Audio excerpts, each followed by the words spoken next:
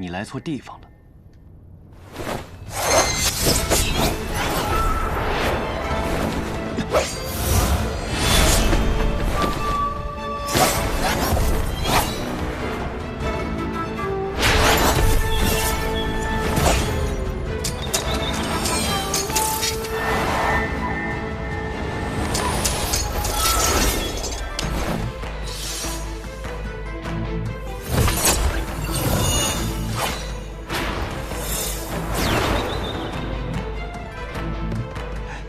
挺厉害啊！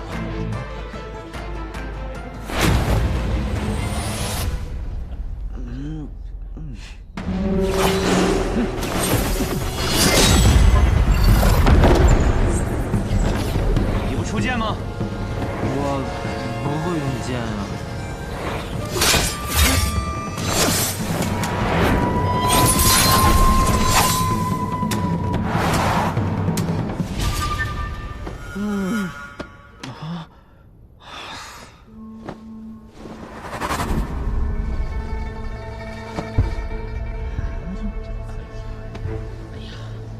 小兄弟，下来吧，别打了。就是啊，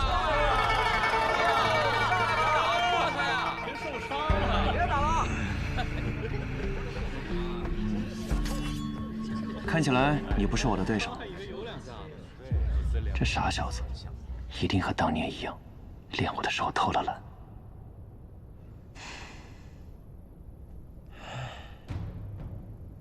剑，我会剑术吗？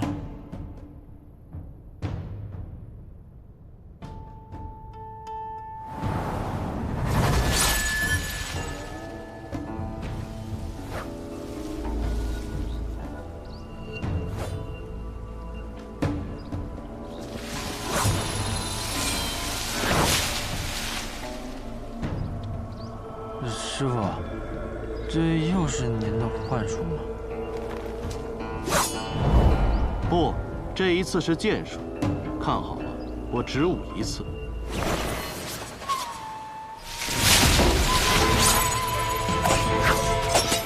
我有一剑，能称绝世。何为绝世？天上地下，过往明天，再无此一人，再无此一剑。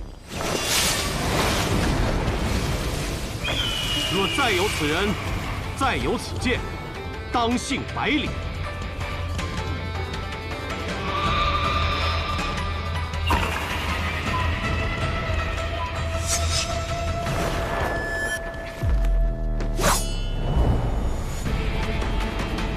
我想起来了，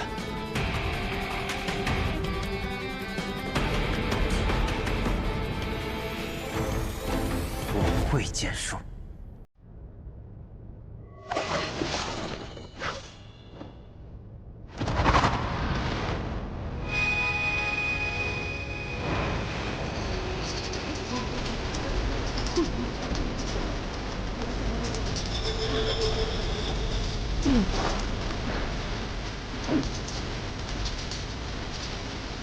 这是。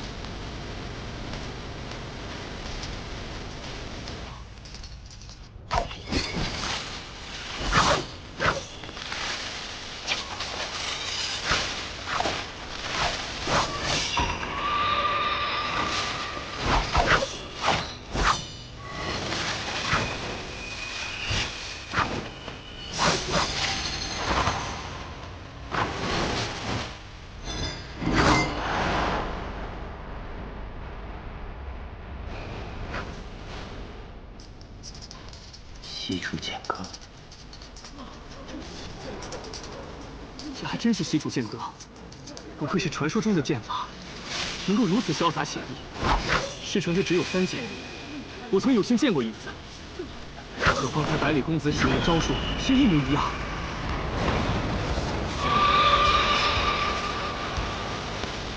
可是他用的是完整的剑招。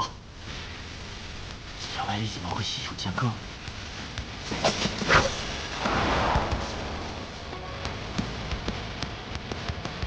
我想起来了。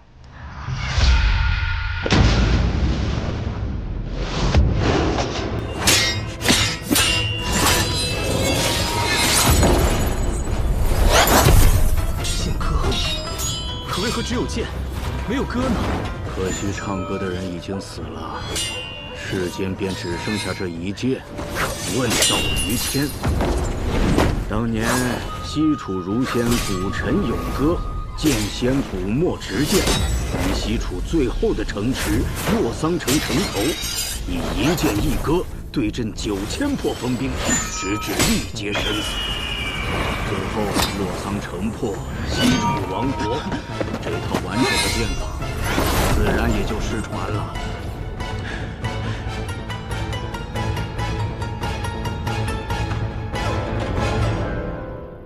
我外甥，我外甥，没想到啊，这镇西侯府的胆子，可真是比我想象中要大。本以为今日来，只是为了取剑扬名，却没想到见到了你，还见到了如此有趣的剑法。酒，我的酒呢？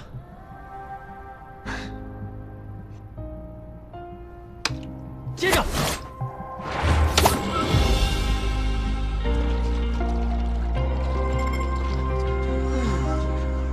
定是好酒，如此畅快。兄弟，借酒一用。干！干！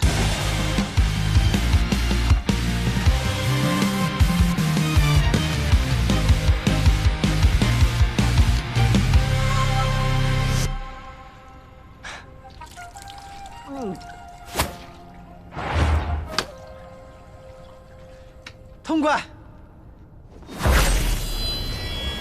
神剑99天，竟然还真有歌呀！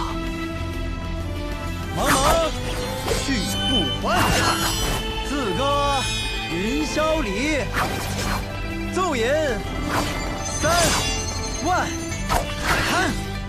仙人在我心中，今日只吟至此处。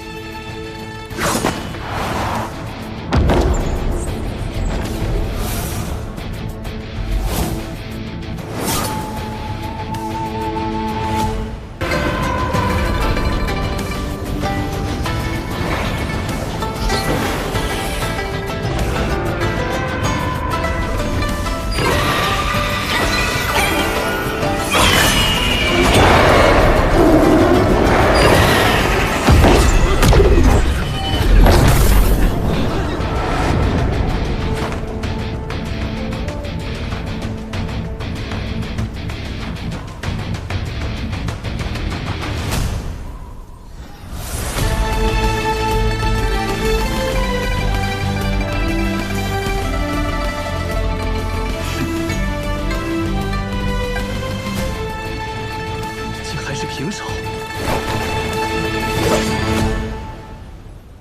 再来，不打了。无论多强的实力，在失传的剑舞面前都不值一提。能见到完整的西楚剑歌，乃是我辈剑客最大的幸运，可比获得一柄好剑要珍贵得多。不染尘，该是你的。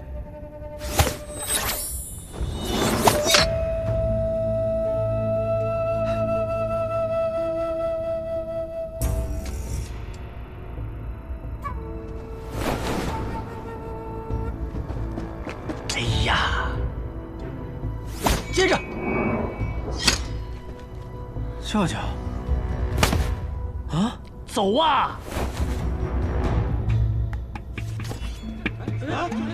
长老，这剑都已经丢了，还留在这里干什么？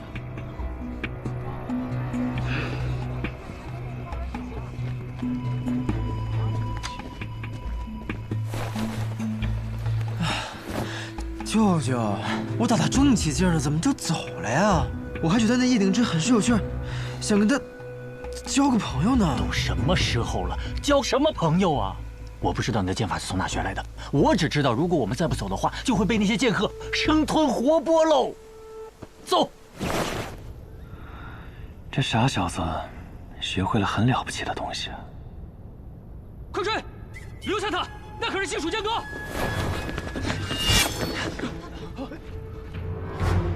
你干嘛？快闪开！各位，盛会还未彻底结束呢，怎么这么急着要走啊？你要拦我们？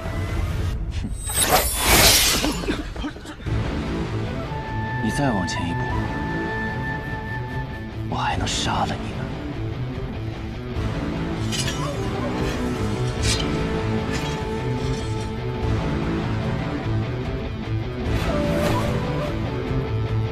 送一个。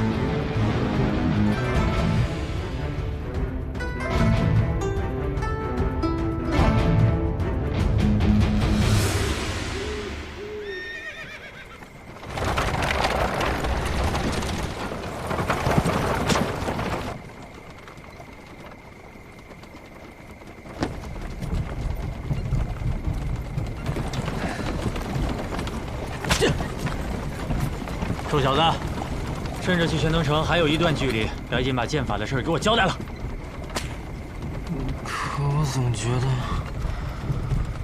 我们这么一走，好像错过了些什么。别扯开话题，我们能错过什么？错过了一场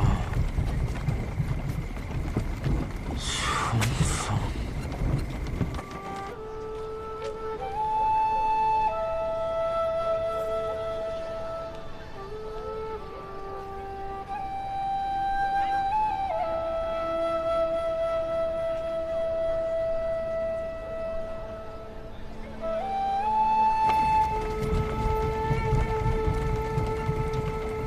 云哥，云哥，叶云，我来了！叶云，我来了！恰，又逃了侯府的武学课啊！我急呀！今天要讲《白羽剑仙传》，正式讲到白羽剑仙纵剑西出，千里救毒的章节，听说可精彩了。在这里，云哥在这里。天下风云出我辈，踏歌今宵尽在言。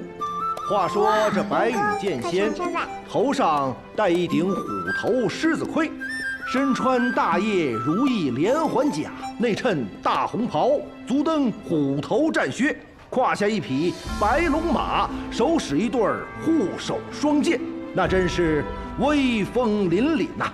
从清晨杀到日没，只杀得金银铜铁八大锤，是大败而归。咻咻咻咻咻咻咻咻！哇，白羽剑仙的故事真是太精彩了！下次我经过城贬时，定要仔仔细细的看看上头，到底还有没有白羽剑仙留下的那一剑。试问天下，谁能挡我一人一剑？你们两个刚才听到这句话的时候，眼睛都亮了呢。哼，小姐，该回去了。东君、云哥，我就先走了。叶安，呀呀，回去了就乖乖睡觉，别再点住偷看画本了，伤眼睛。我才没有呢！云哥瞎说。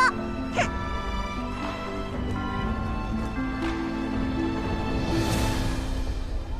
下一章应该要讲到白羽剑仙与酒仙相识相交，一同游历江湖的故事了，一定更精彩。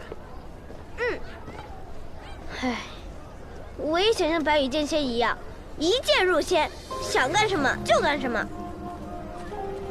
我也是。哎，我听爷爷说，云哥，你天资聪颖，功课又好，以后定能继承父业，当大将军的。当将军有什么意思？我长大了，要去闯一闯那书中的江湖，做一个行侠仗义、无拘无束的剑客。那你也带上我。这怎么行？若是带了你，侯爷岂不是要提刀来找我？不行不行，你爷爷可是所有人知道都要打寒战的杀神。你胡说！我爷爷明明是全天下最温和的人。反正我跟定你了，云哥，你不是我大哥吗？大哥理应带着小弟。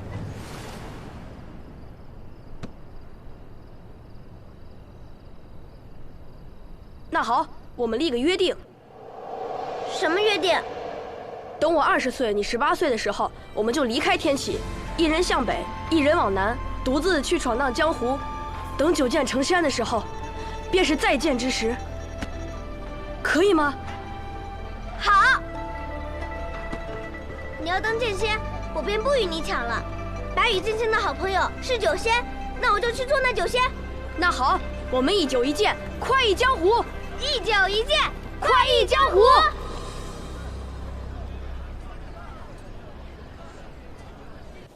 大将军夜雨自恃功高，以权谋私，不敬圣人。有人检举，岂有通敌叛国之嫌？然念其昔年护国有功，超满门，族人流放，夜雨带走灭圣，亲子。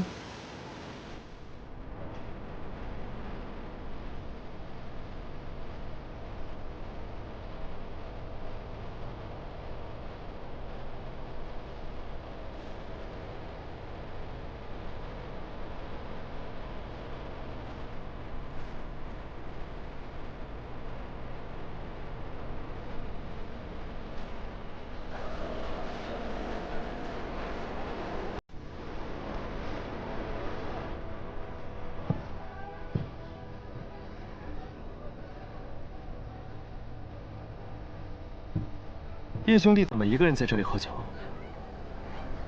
夜风习习，明月皎皎。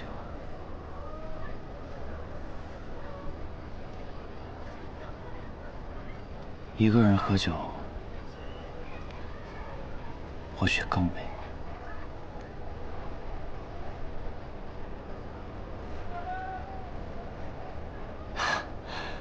那可真是不好意思了。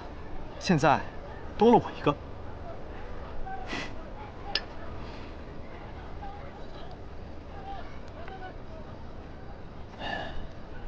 叶兄弟认识那小公子？我注意到，你听到那小公子名字的时候，脸上闪过一瞬惊色。那种惊，不似久闻大名的惊叹，也不像初见英才的惊艳，倒像是久别之后意外重逢的惊愕。王兄不仅剑术高深，观察人也很有一套。只是我也听说，望城山有位不世出的天才，年仅10岁便展露出惊世的才华。想必王兄这次来取剑，便是为了这位小师弟吧？只是小师弟怎么不一起来呢？啊，今日有幸，有此好酒，有此明月，快哉！快哉，叶兄弟，我们还是聊聊别的吧。不聊了，走了。这就走了？有要事，怕晚了就赶不及了。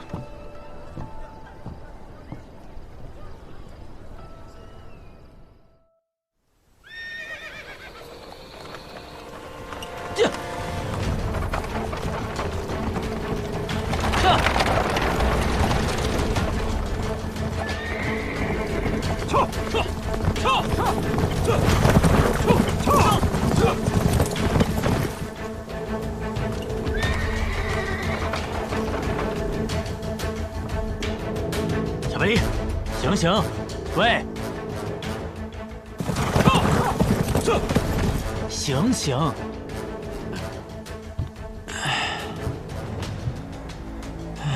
舅舅，我们这是在哪儿啊？千东城地界啊。喏，接你的人都来了。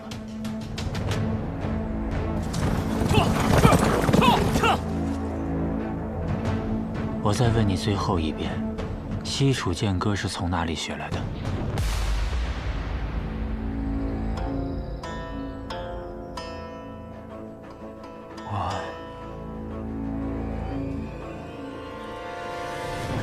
魏先生，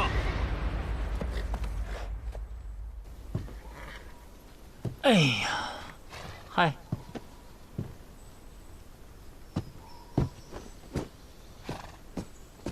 陈副将，你怎么来了？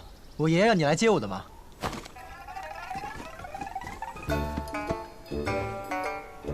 百里东军，给我绑起来！放开我！好你个陈生，几个月不见，胆子竟然这么大了！看我如何禀告我爷爷，你这么对我！押回侯府。是。放开我！走。温先生。哎，多谢。啊，不客气。不知温先生接下来是入城休息几日，还是直接回温家了？既然来都来了，就去看看我那个妹妹吧，顺便看看小百里下场如何。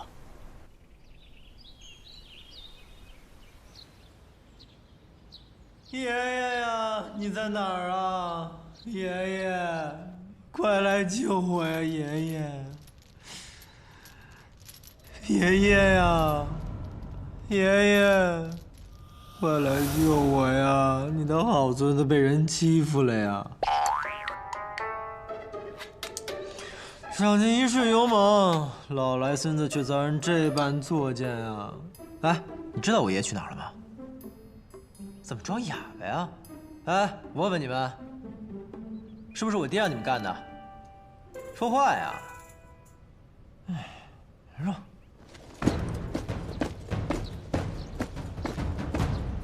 爷爷，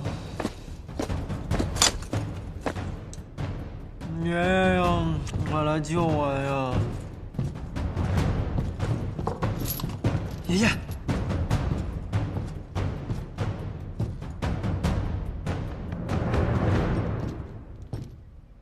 可别，担不起。是子爷。怎么是你呀？我是谁？我是你爹。你说怎么是我？臭小子，还躲？你好大的胆子！你还敢嘴硬？再嘴硬！你这么跟你爹说话的吗？那你这么做，你爹知道吗？别拿我爹压我。那你别拿我爹压我。反了你呀！我跟你。我告诉你，你爷爷月前去天启参加大朝会了，没有个10天半个月的回不来。这镇西侯府我当家。我爷爷不在镇西侯府，是我当家，轮得到你？脑子坏了？你脑子坏了，你个臭小子！你给我站住！还跑！爷爷，爷爷，爷爷！你给我站住！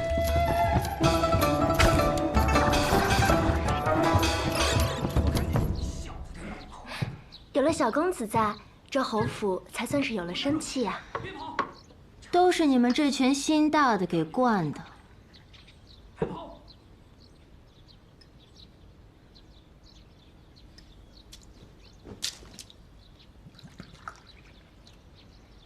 你看你现在的样子，越发像个富贵人家的太太，哪有一点以前的江湖做派？那兄长这话说的，我如今不就是富贵人家的太太吗？你不是因为看不惯我这贵太太的架势，连在府中小住都懒得，怎么今天转了性子，愿意来看看了？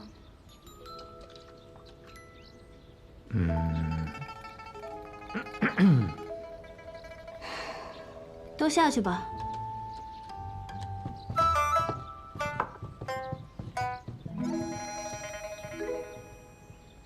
什么事儿啊？神神秘秘的。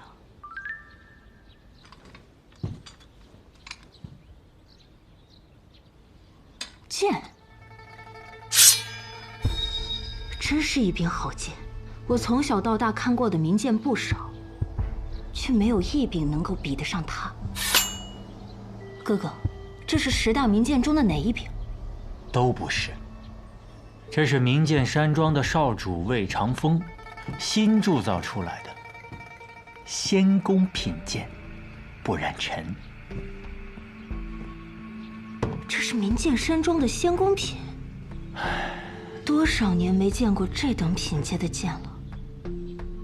所以，今年剑灵开启，你去夺剑了？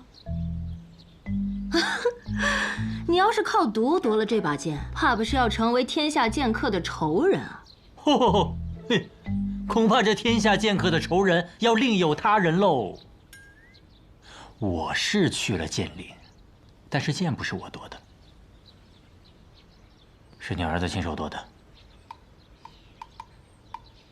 哥哥，你就别拿我开涮了，我儿子才会几招剑法呀，就能去剑林夺剑。我就说你们别总惯着他，这就是你给他抢的吧？怕老爷子不让，推说是他夺的。是真的。好，那你告诉我，我儿子用的是什么剑法呀？西楚剑歌，问道于天。你再说一遍。西楚剑歌，问道于天。这更像吹的了。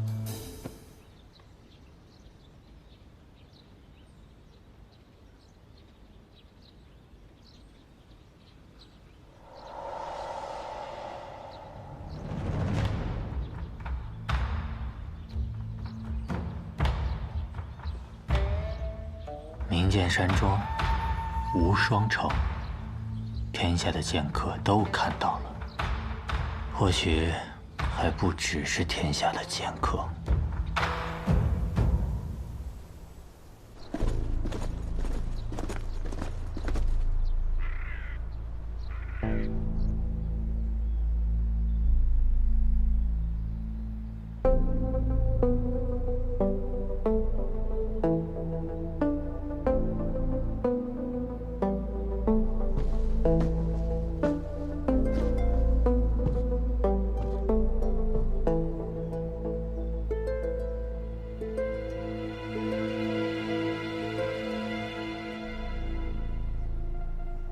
陛下。哦，卓青啊，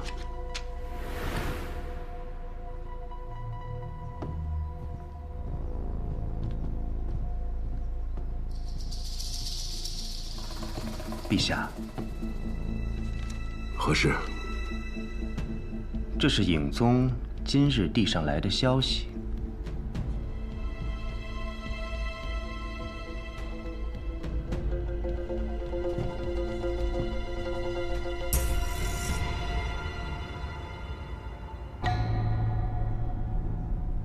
当年百里洛尘奉旨出征，破了西楚最后一座城池，西楚剑如双仙战死。现在你告诉我，西楚剑客再次问世，难道说剑如双仙，他们没死？百里洛尘呢？大朝会结束之后，已离开天启，回黔东城去了。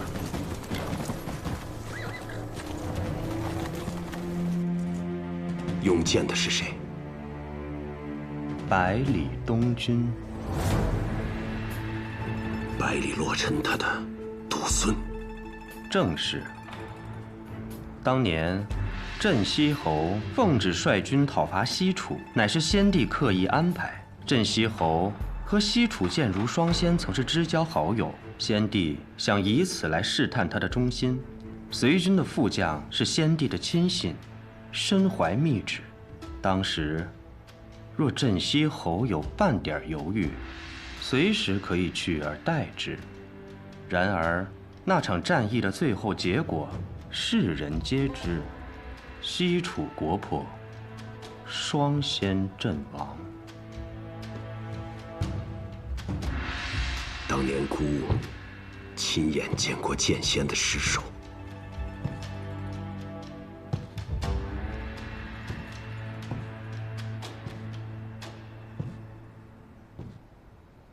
奴才斗胆。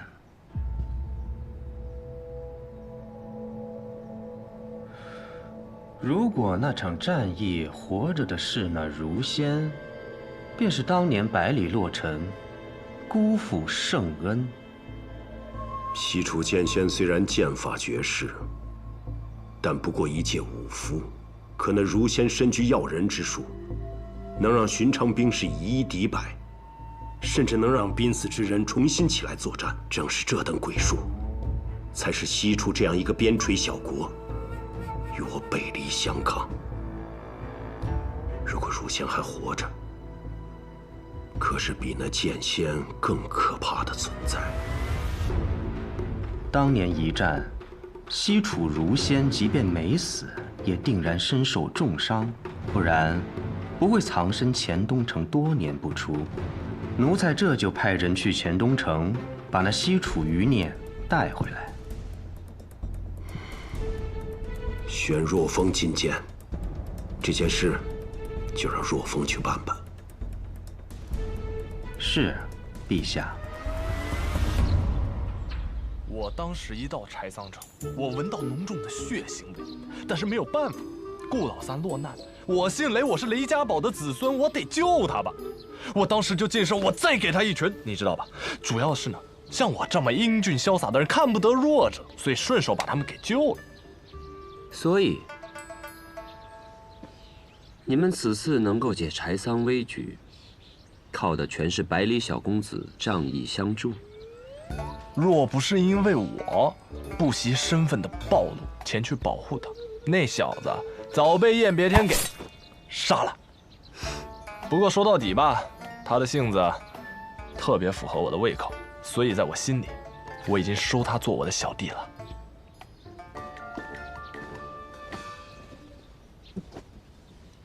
老七，你这表情，打什么主意呢？学堂大考，马上就要开始了。你是说，或许师傅的关门弟子，我们的小师弟？可是他再怎么说也是镇西侯府的小公子，这镇西侯爷能让他入天启吗？不可能。再说了，他那功夫啊，差得离谱，他也只有轻功还凑合。我也就是随口一说。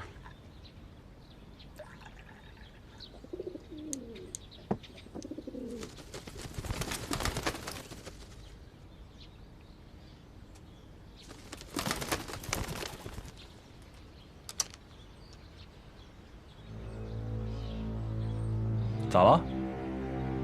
西蜀剑歌重新现世了，而使出这套剑法的人，我们刚刚聊过。你说什么？镇西侯爷会西蜀剑歌？我刚才提镇西侯了吗？小百里，你说什么？那小子会剑术？他可是连燕别天身边的侍卫都打不过的。他不仅会剑术，而且他会的是这世上最出名的剑术。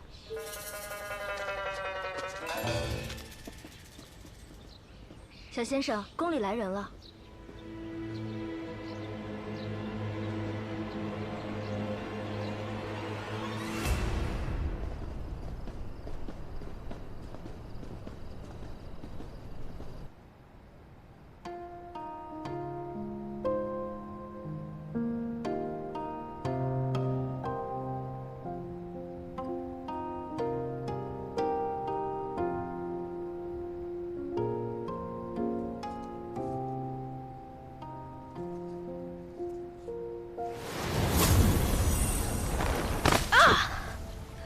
哎呦喂！哎呀！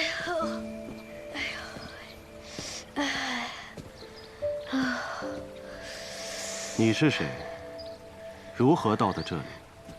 抱歉，抱歉，我不是故意闯进来的，我是在躲我家里的人呢。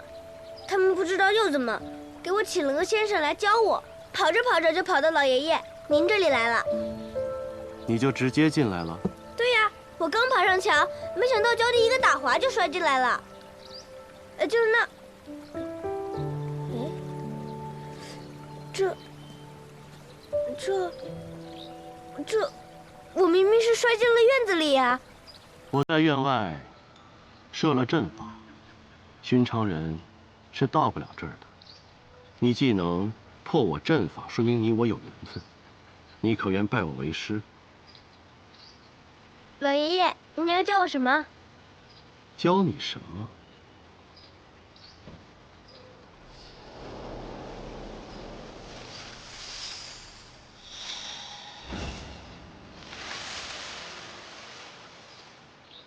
又是武功，没兴趣，没兴趣。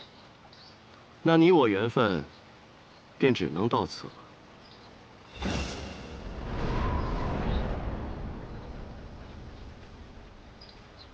去吧。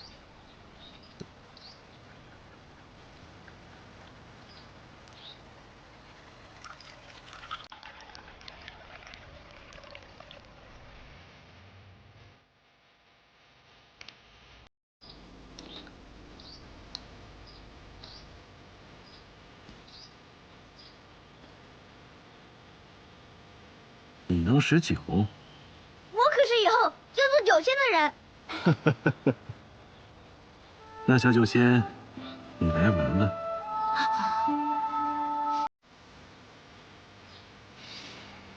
哦，哇，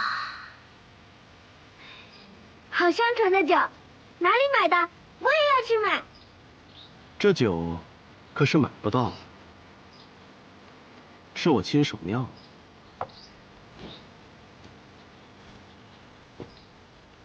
我拜先生为师，请先生教我酿酒。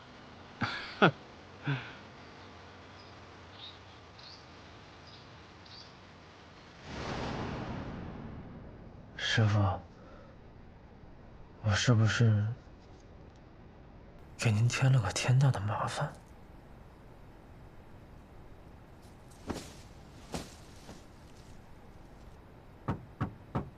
东来，小公子，不是东来了。东来人呢？我这院里什么时候来了个女眷？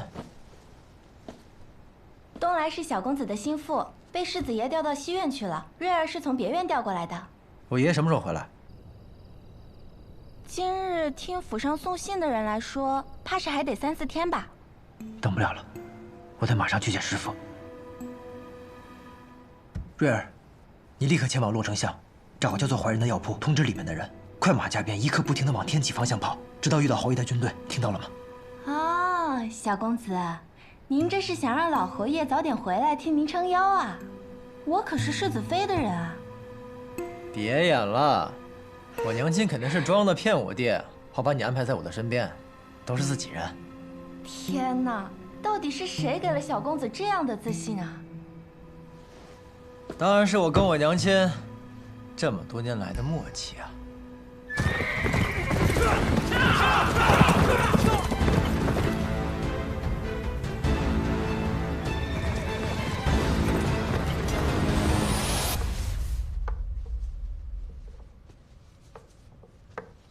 臭小子，看我怎么收拾他！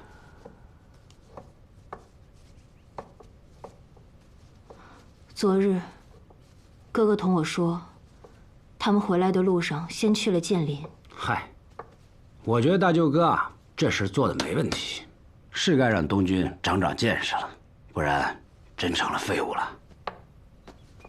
他们去了剑林，抢了一柄仙宫品的剑，是东军自己夺的。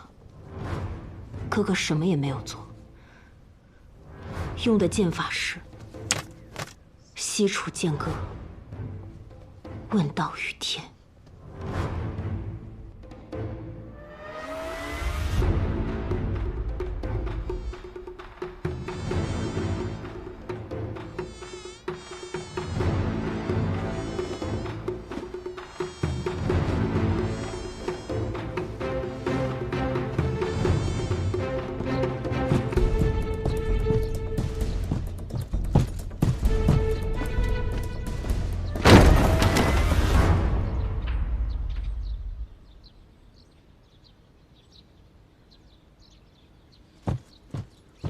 百里东军啊，百里东军，好你个百里东军！世子爷，好久不见，这么着急是要去哪儿啊？臭小子，你竟敢出来了！谁把你放出来的？谁？我。爹，把百里成风绑起来。是。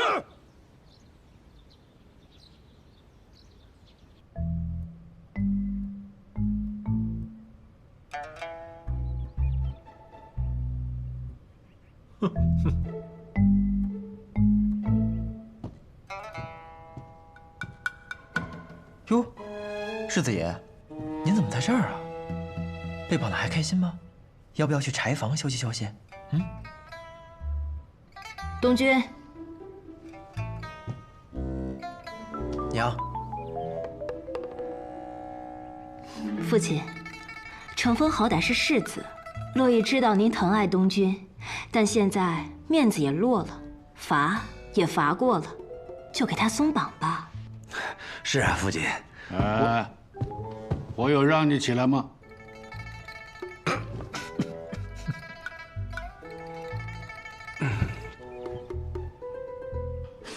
东君啊，你觉得呢？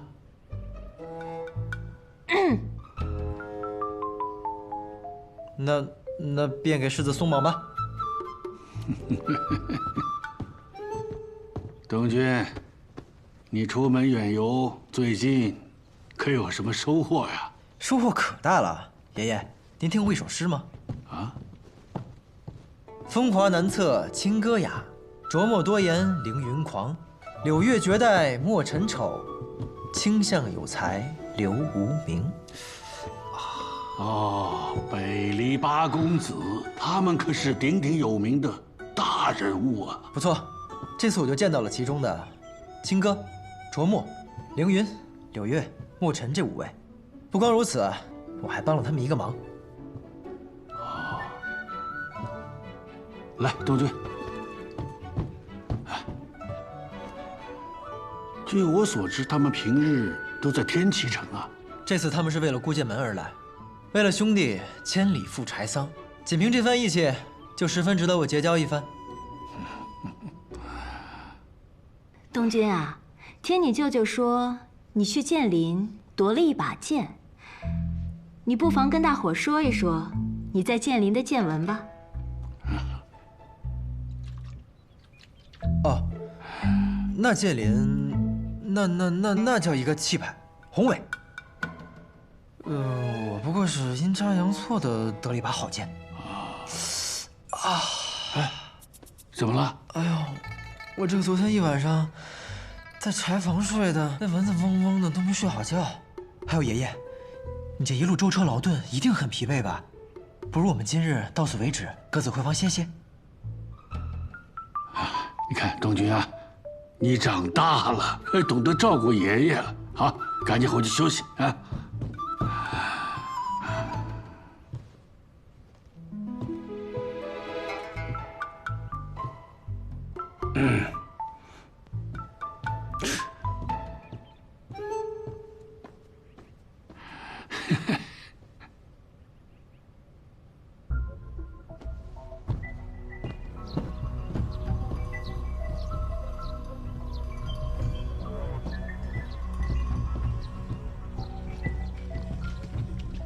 好了，你也先回去休息。是。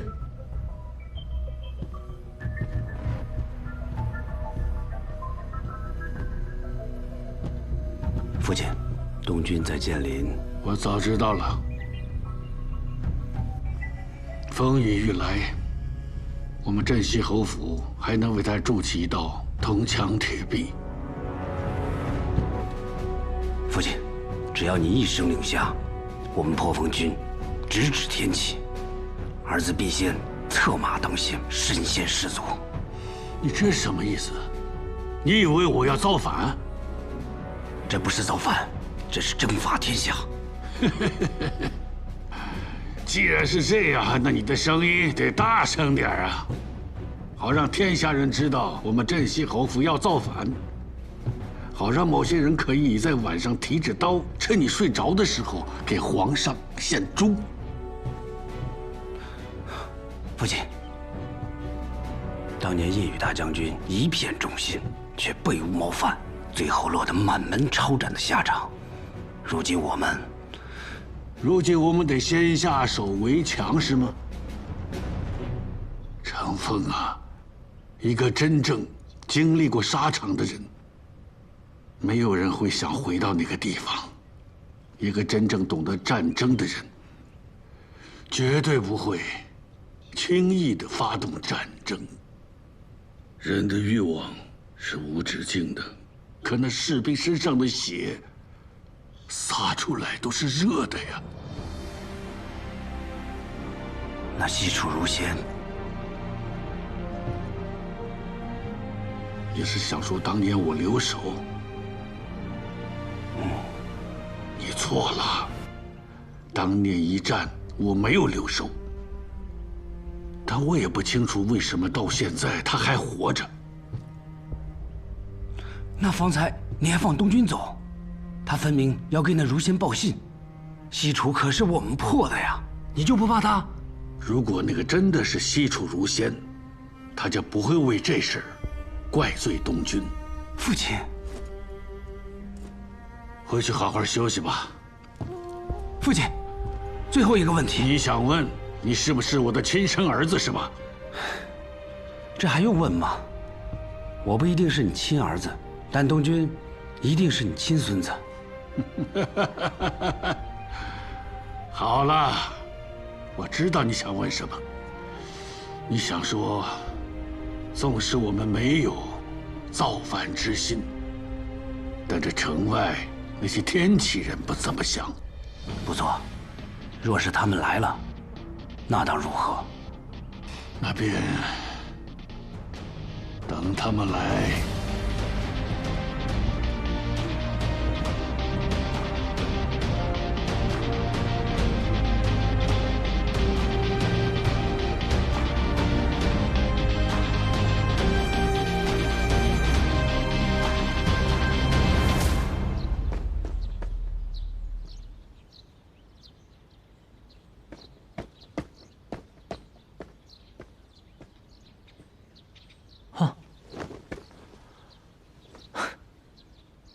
这小滑头，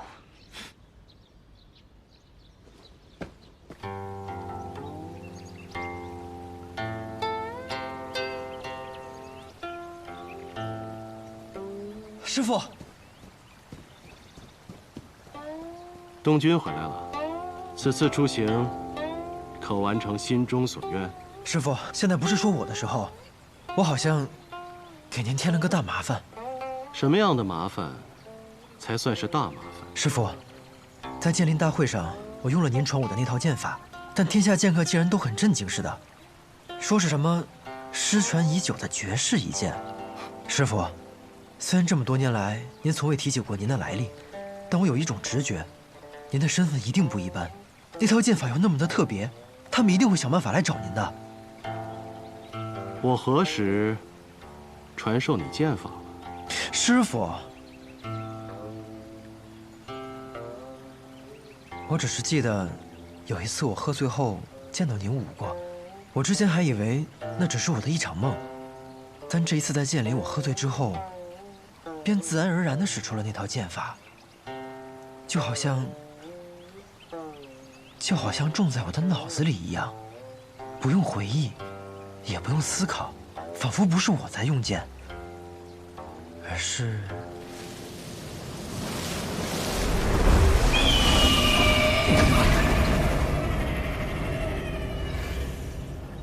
是剑在控制着我。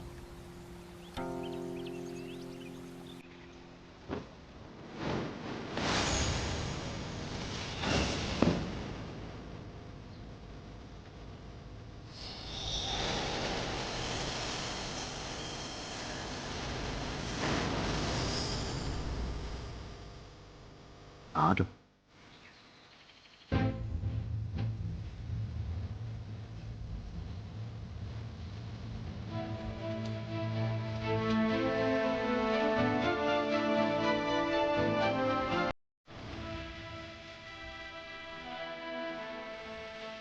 闭上眼，感受它。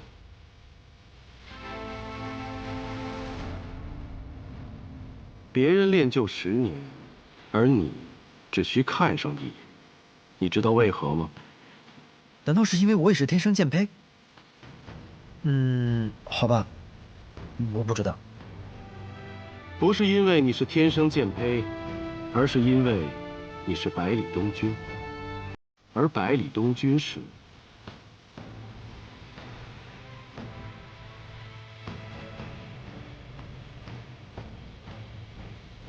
因为我是百里东军。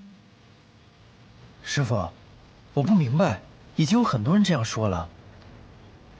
我是谁？我是百里东军。可为什么是我？因为我是百里东军。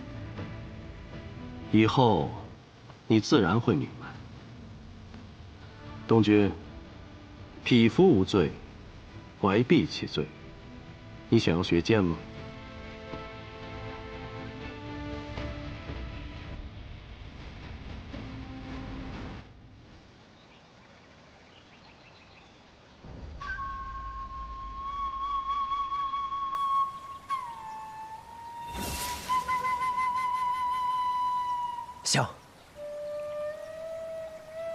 师傅，我想学剑。云哥死后，我的行事越发乖张无度，爷爷一直纵容着我。我知道，他和我的想法是一样的。作为手掌兵权镇西侯府的小公子，我越纨绔，天启城那卫便越放心。爷爷不希望我走上云哥的老路，但是这一次我见到了真正的江湖人，见到了很多很厉害的人。或许仅凭现在的我，还不足以名扬天下，还不足以守护我想守护的人。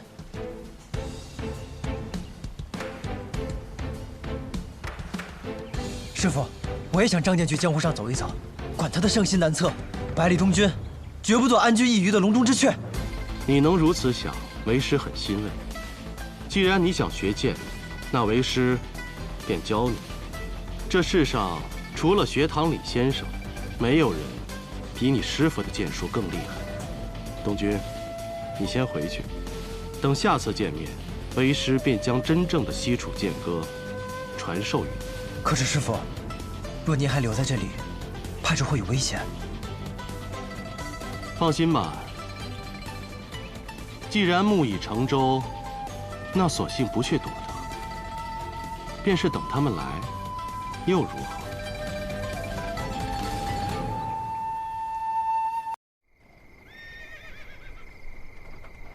小姐，算算日子，白发紫衣大人应该已经回到天外天了。二小姐若是看到了他们，却没有看到小姐，指定要发脾气了。我让白发他们先走，是想看看北阙曾经的山河。星儿知道了缘由，他应该就不会生气了。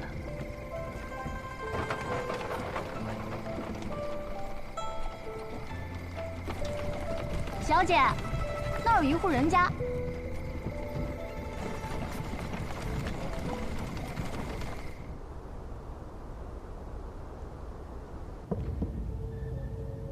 进来。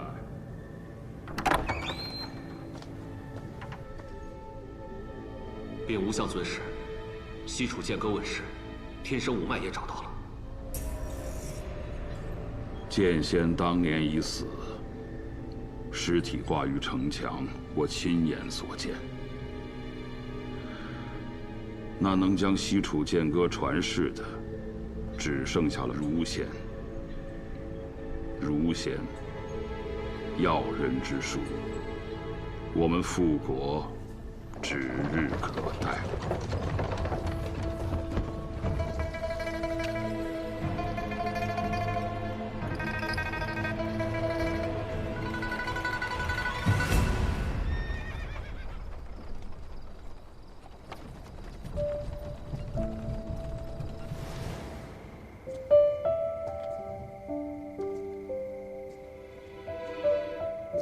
小姐，他们供奉的是咱们北阙的勾陈大帝，他们是我们北阙的子民。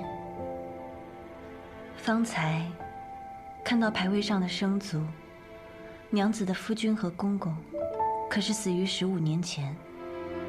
夫君和公公，因15年前北阙和北离一战，死在了沙场上。那你们有没有想过？如若一日北阙光复呢？北阙光复又能怎么样呢？我的丈夫，我的儿子都没有办法再回来了。而战争一旦又开始，又会有多少人失去他们的丈夫和孩子呢？复国到底是为了什么呢？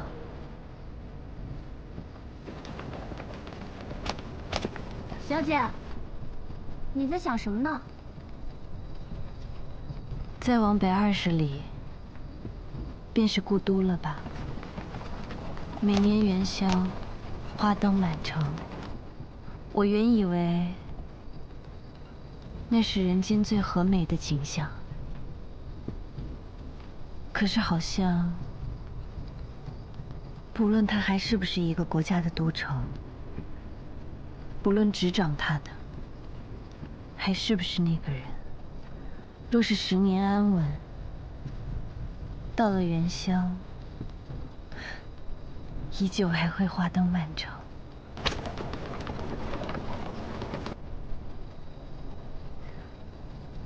人生短短一回，北阙移民需要的，或许并不是北阙，而是像今夜一样没有纷争的安稳吧。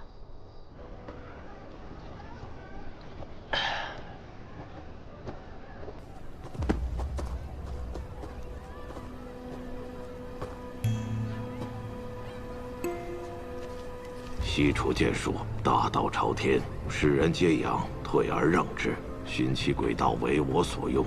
若危及百里，退。父亲啊，父亲，我也想见见真正的大道啊。父亲传来的消息。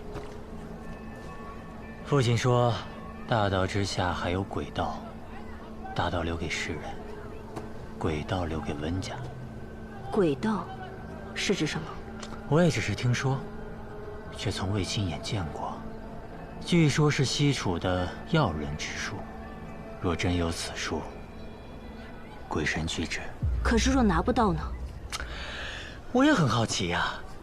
若真拿不到，妹妹是帮百里家，还是温家呀？哟，那我到时候就问我儿子，他让我帮谁，我就帮谁。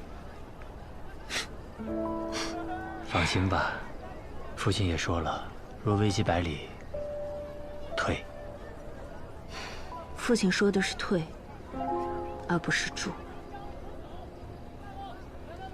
说明他也意识到了这次事情不一样了。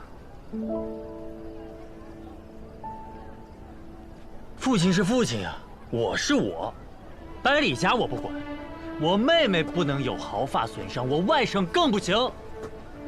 除非我温户就先死。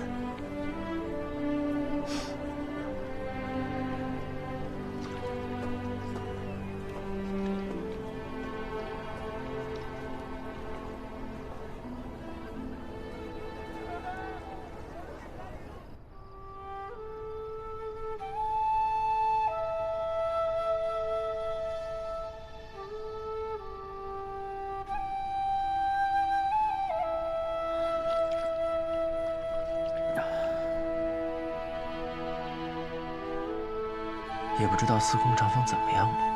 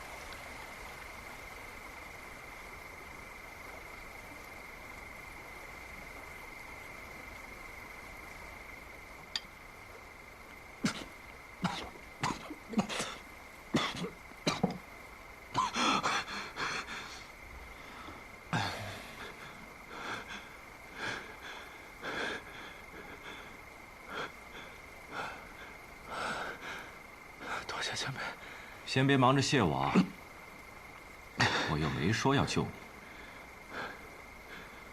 我问你，是不是这温壶酒让你来的？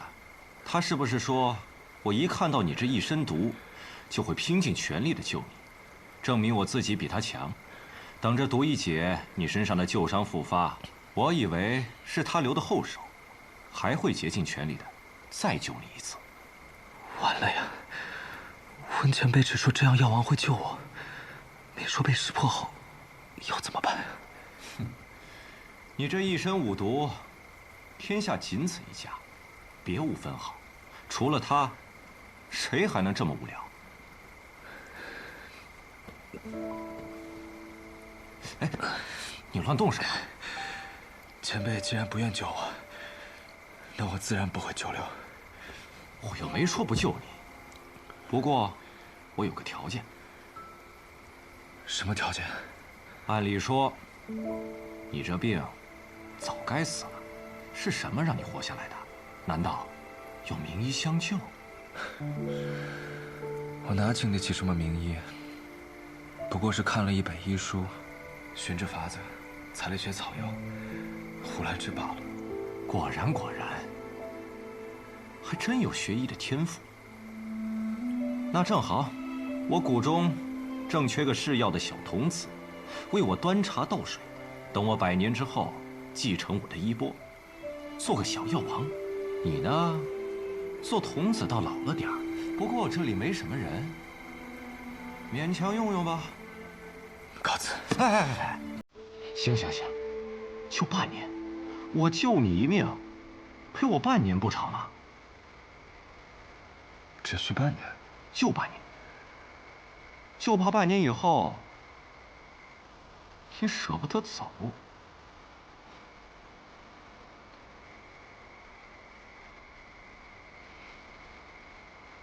好。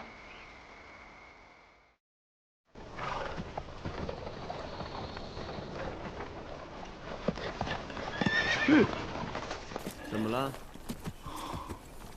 啊，小先生，是卓墨公子。嘿，吃钱东吗，宝宝？我就知道，以你的性子，一定日夜兼程，马不停蹄的往这儿赶。然后方才呢，我又掐指一算，你必定会途经这里。怎么样？我这时间地点算得不错吧？夸夸我。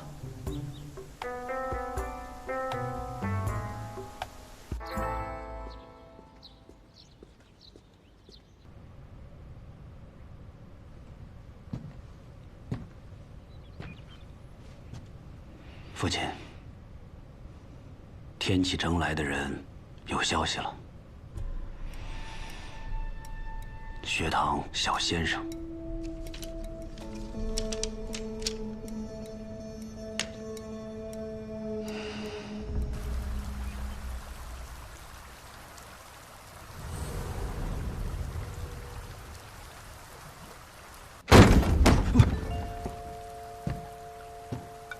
哎，我说我亲爹呀，太阳还没出来呢，你干嘛呀？你舅舅说你要学剑法，赶紧滚起来练剑。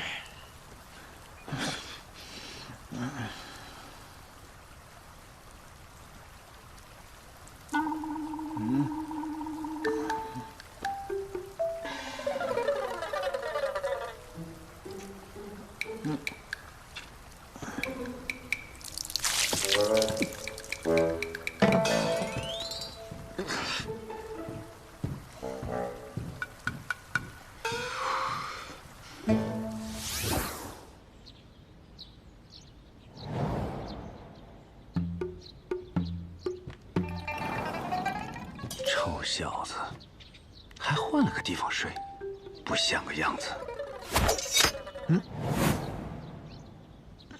拿好你自己的剑，剑客的剑不可以随便离手。你要教我剑？这不是很显然的事情吗？我不要你教我。怎么，还看不上你老子了？你看看，这剑如何？仙宫品的剑，自然绝顶。自然就是了。我既有仙宫品的宝剑，那自然要全天下最厉害的人来教我。我听说如今世上最厉害的人乃天启城稷下学堂的李先生。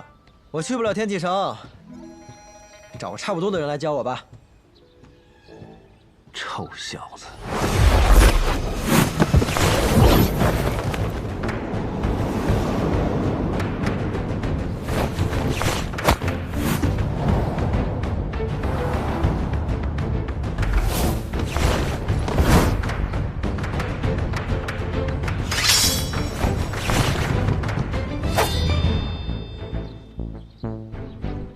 我说过，剑客的剑不可以随便离手。还我！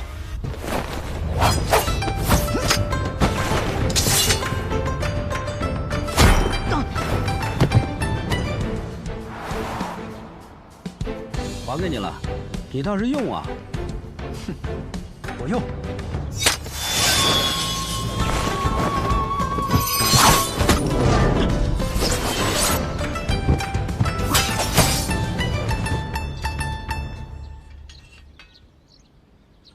你这也叫做用剑？哼，再来！来什么来？你先学会怎么拔剑吧。哼，这不就是拔剑吗？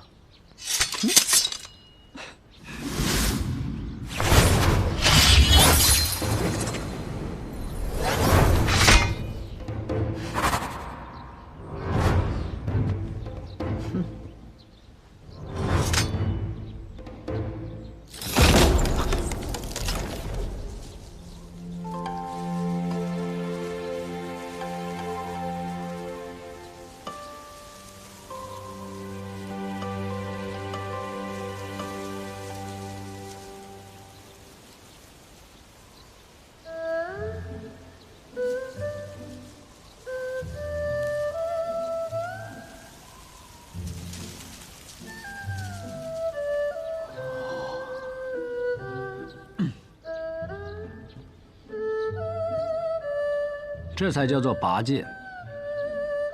这便是我所习的瞬杀剑法之起势。师傅教我的剑术，我只不过才练得皮毛，但是我却记得他跟我说过的一句话：刃出必有因，归鞘必有果。剑气如惊雷，雷息杳无音。你要记得，你出剑是为何而出剑。从今日起，你的衣食住行皆在这后院解决。等你的拔剑术练到能将这个稻草人斩为两截的时候，你才可以从这里走出去。不就拔个剑吗？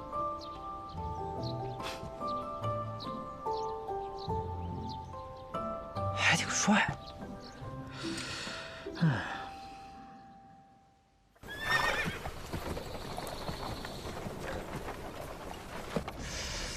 我就想不明白，为什么我们非得特意换上这身衣服呀？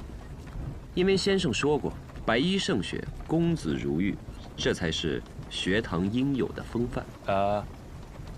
我和你可不一样，我最讨厌穿白色了，主要洗显麻烦，而且你知道吗？若是真的染上灰尘的话，那就和先生口中的公子如玉4个字一点都不搭样。先生早料到你会如此抱怨，他让我告诉你，这叫仪式感。你和老侯爷把东军藏在后院练剑，只是为了躲那一个人吧？学堂小先生。这个小先生，可不只是学堂小先生啊。那区区一个后院，还能藏得住东军啊？哎，他要是真的一剑，把那个稻草人给砍了呢？就算他再有天赋，短短几天内根本摸不到拔剑术的皮毛。没有内力作为根基，给他1个月也不够。若是他已有内力呢？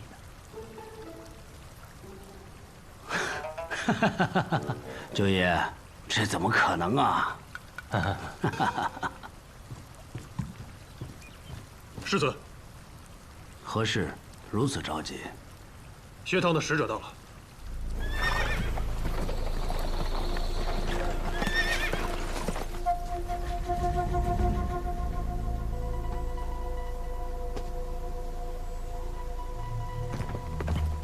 这位，应该就是镇西侯世子百里成风吧？他就是百里东军的爹？他可是个厉害角色。世子爷，小先生，久仰。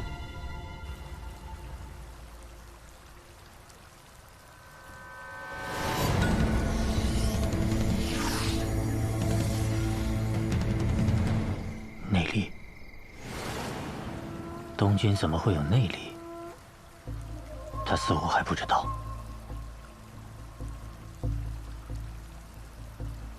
能在人不知情的情况下，以酿酒作为掩盖，为其打下内功根基，催生功力。这也许就是父亲所说的鬼道吧。小百里，还能藏多久呢？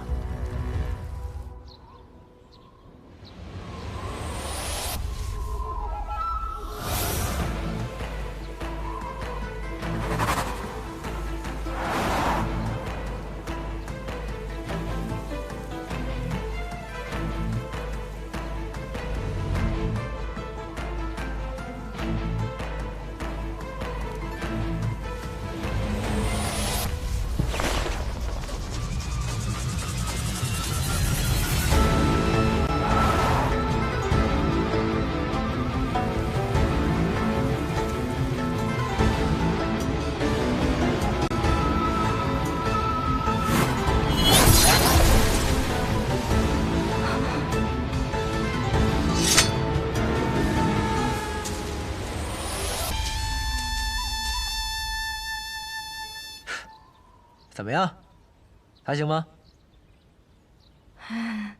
可是小公子，这稻草人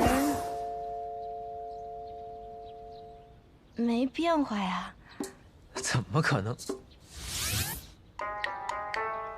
能连一点变化都没有呢？不应该呀！我明明用了很大力气啊！这什么破剑呀，还仙风品，连个稻草人都砍不动。不拔了。哎，小公子，这次可不能再出去了。上次世子爷就已经起疑心了，这次我再把你放出去，咱们是一伙的，这事儿就露馅了。行，那我不走，你让我爷爷过来救我。可是侯爷早上已经来过了呀。我爷爷来过了。嗯，他还在外面看了一会儿，说了句不错，就往军营去了。就连我爷爷都被收买了，好，气死我！哎，瑞儿，那你说，我从这个院子里出去最好的办法是什么？把瑞儿打晕，强行出去，或是练成拔剑术。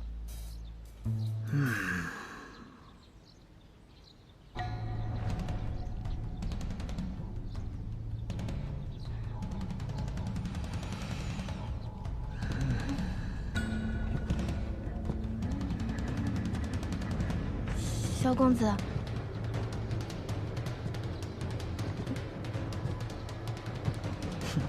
不就是拔剑吗？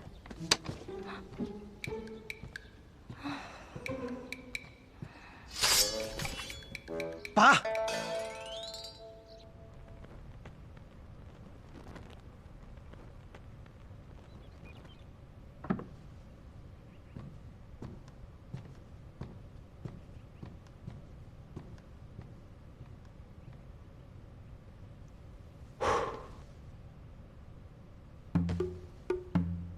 这位是？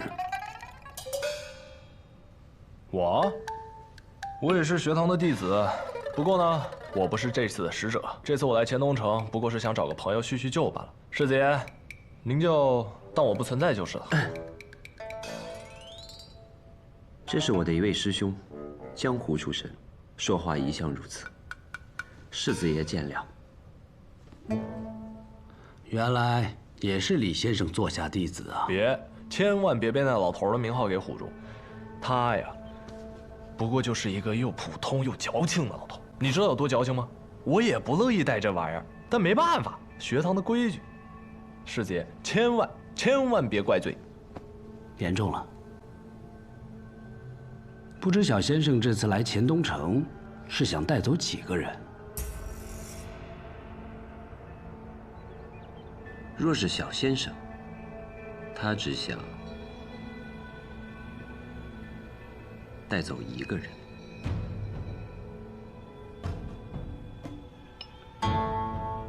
学堂果然严苛，小先生千里迢迢来到我们黔东城，就带走1个人。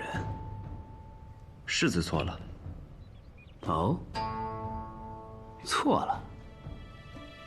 世子，我问你，我们北离国一共有多少座城池？大大小小163处。学堂最少的1年入了1个人，最多的1年入了6个。天下之大，不知道有多少人都慕而趋之。况且不论天下，单论这天启城，就有无数的世家贵族、江湖游侠前来拜学。所以，我要从黔东城带走1个人。这个数字不是少，而是多，太多了。若是没有呢？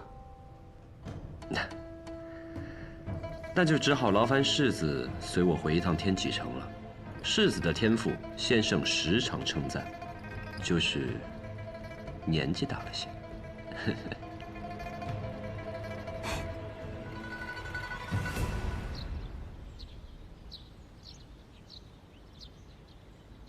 哎呀，不拔了，不拔了，累死了。哎，改日再拔，改日再拔。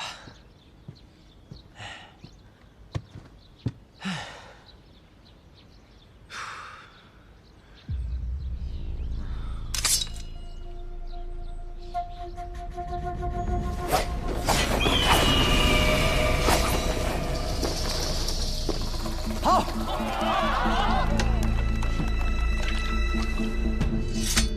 瑞儿，把我酒拿过来。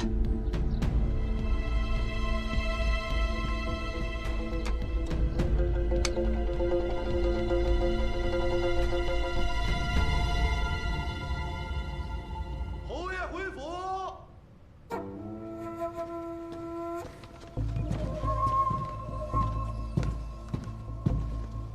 镇西侯爷，请坐。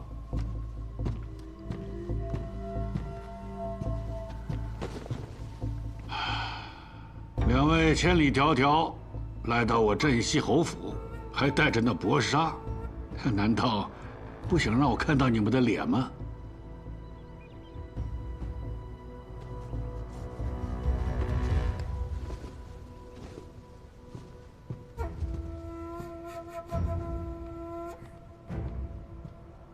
此次来镇西侯府，我只代表学堂。我听犬子说，今天小先生来意，我破风军内确实良才不少，待会儿我一一安排，让小先生细细挑选。不急。哎，怎么没有见百里小公子啊？哎呀，我这孙子太顽皮了，前天去了城外玩。小先生，你就不用搭理他。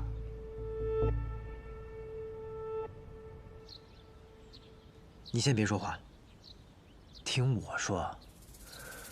我呀，我不是不会拔剑，我只是不想拔剑，懂吗？干！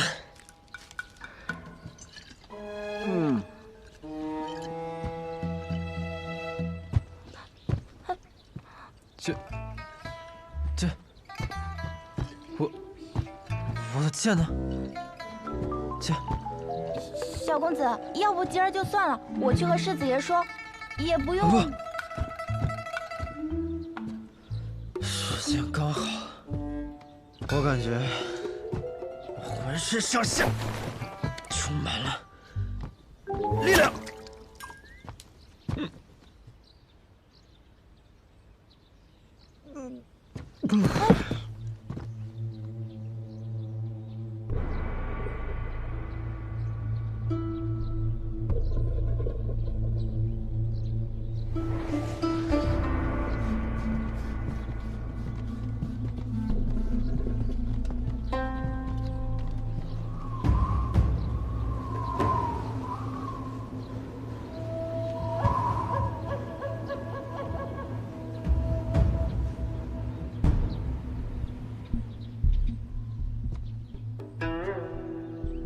小先生，客房在这边。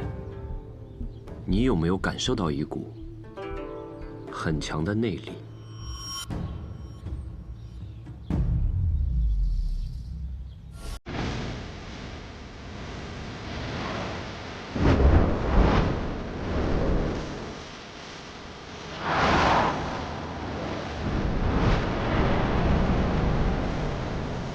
春风吹过，就是最娇艳的长夜下的巴黎声，为我在停止所想，那人的分明，为我脚步的模样，鲜艳紫蓝的赌场，穿行在天云之上。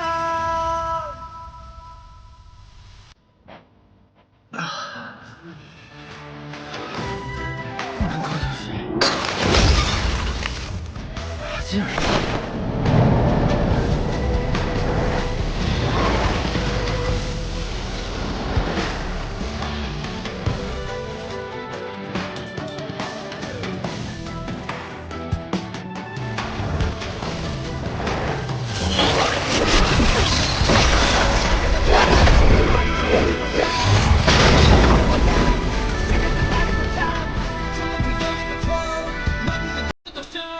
为我江湖的模样，对你的屏之上，穿过最耀眼的窗，马蹄在定睛走向，为我江湖的模样，鲜艳紫蓝的赌场，穿过最耀眼的窗，马蹄在定睛走向，为我江湖的模样，看你的天宇之上。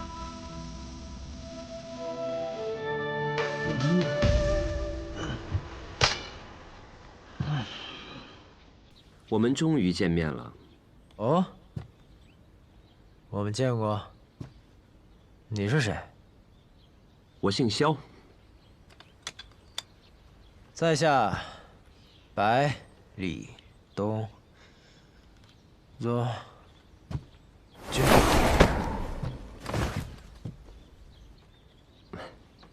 我知道。关于学堂之事，我想，我心里已经有了答案。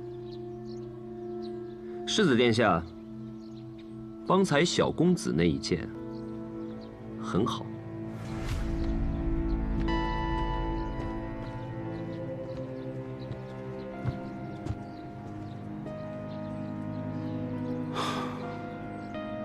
终究是没有拦住我。其实你从一开始就应该知道，藏不住的。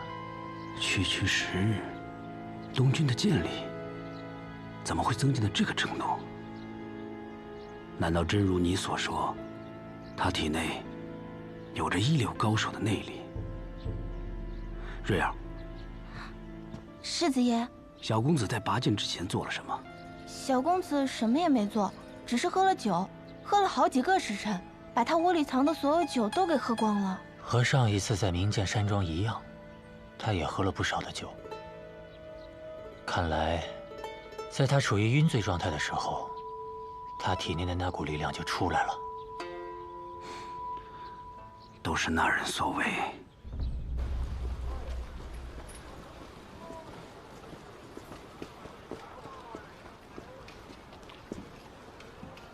既然作为小先生的事情已经完成了，那么我也该去完成父皇交代我的事了。我随你同去吧。你呀，还是在这里看好我们未来的小师弟吧，免得他又被藏了起来。儿子无能，还是让他发现了东军。他就只看了一眼就走了。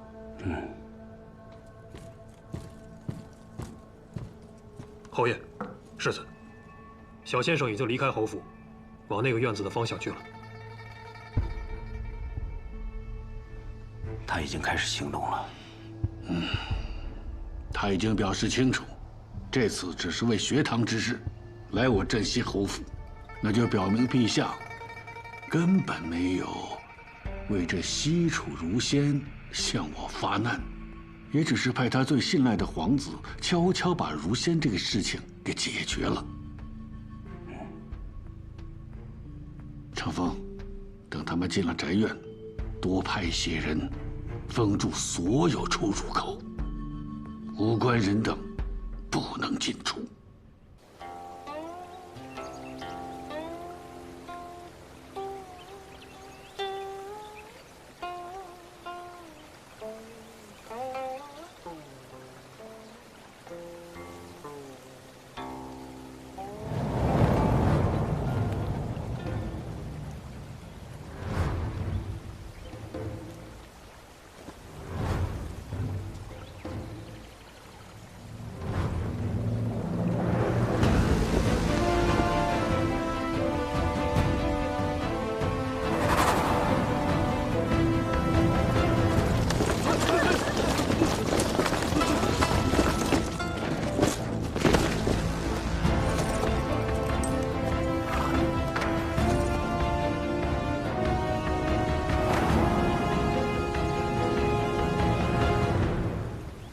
稷下，你为学堂而来。晚辈也想是为了学堂而来，但很可惜，我来这里是为了朝廷。若为朝廷，当如何？先生是西楚余孽，理当收押，交由大理寺治罪。这件事可以交给很多人办，地方督府、大理寺、太子直率的隐卫司，为何会交给你一个学堂之人？我猜，你的身份一定很特殊。你姓萧，他让你来，是为了让你累积功勋，累积抓走我这个西楚余孽的荣耀。先生，果然是与师父齐名之人。你在皇子之中排行第几？第9。身为练剑之人，晚辈敬仰先生，但这和我要带先生走是2件事。你觉得你能够带走我？晚辈想试试。对了，我叫萧若风。好，萧若风。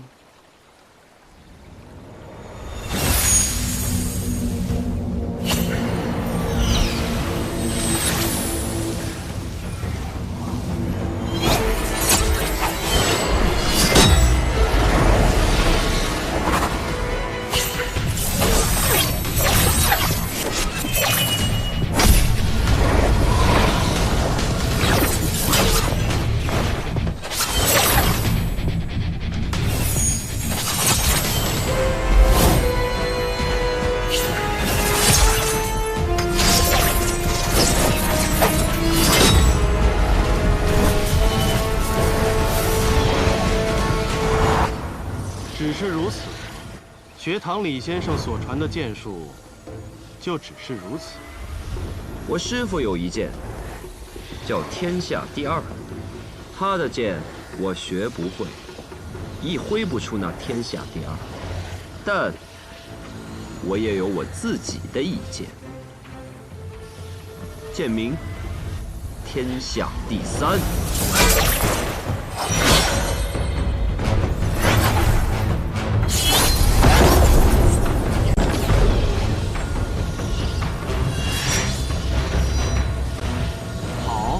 好一个天下第3，那便请先生试我一剑。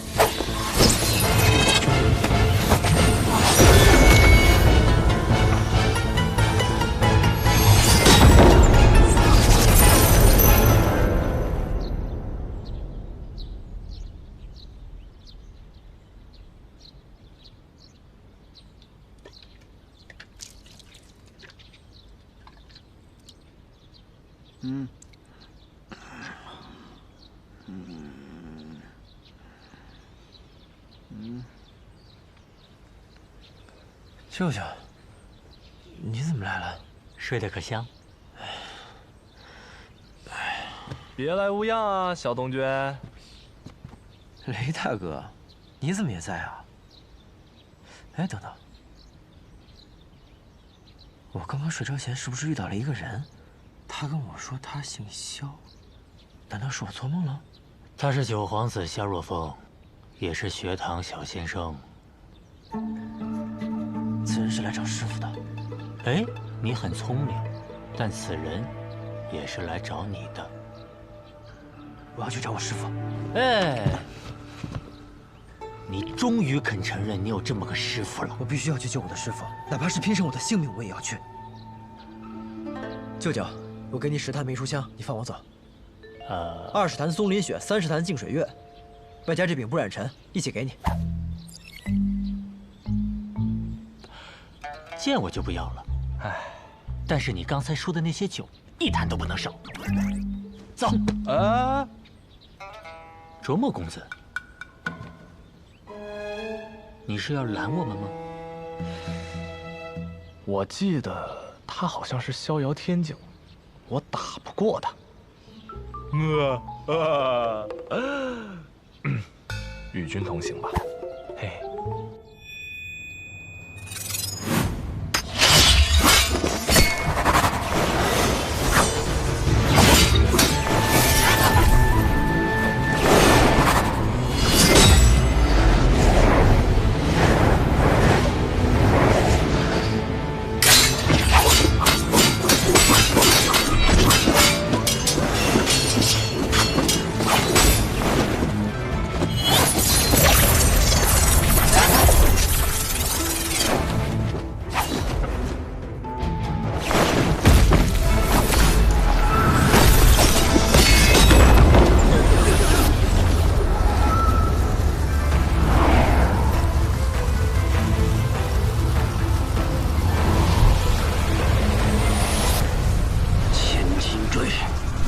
剑士。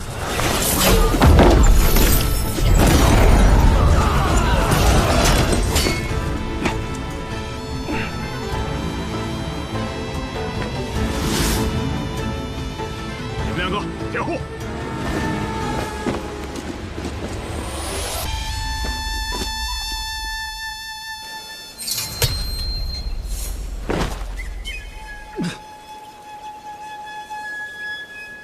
这样的你，凭什么带走我？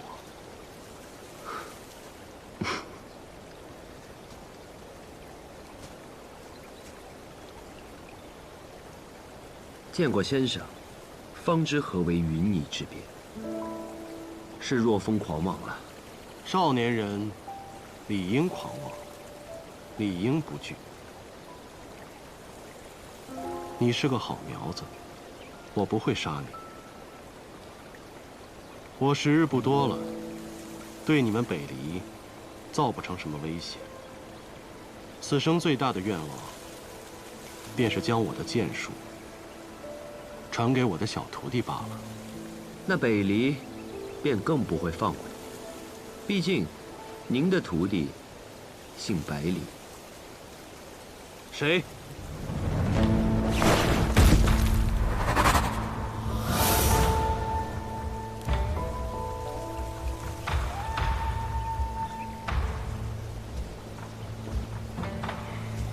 无法无天。